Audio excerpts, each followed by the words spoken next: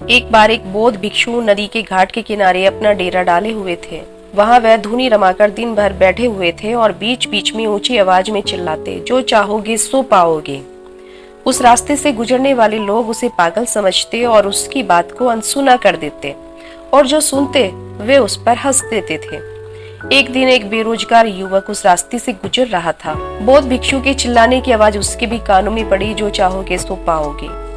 ये वाक्य सुनकर वह युवक उनके पास आ गया और उनसे पूछने लगा, आप यहाँ बहुत देर से जो चाहोगे सो पाओगे चिल्ला रहे हो, क्या आप सच में मुझे वह दे सकते हो जो मैं पाना चाहता हूँ? उन्होंने कहा, हाँ बेटा, लेकिन पहले तुम मुझे यह बताओ कि तुम क्या पाना चाहते हो। युवक ने कहा, मैं चाहता हूँ कि एक दिन मैं हीरो का बहुत बड़ा व्यापारी बनूं। क्या आप मेरी यह इच्छा पूरी कर सकते हैं? बिल्कुल बेटा, मैं तुम्हें एक हीरा और एक मोती देता हूँ, उससे तुम जितने चाहे हीरे मोती बना लेना।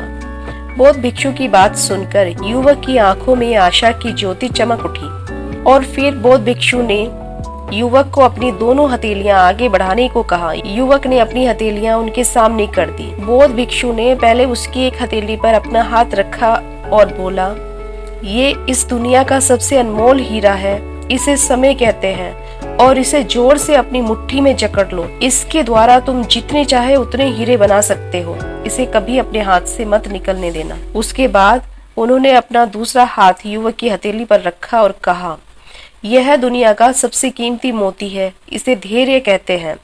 जब किसी कार्य में समय लगाने के बाद भी तुम्हें तुम्हारे मन के अनुसार परिणाम ना प्राप्त हो, तब इस धैर्य नामक मोती को धारण कर लेना।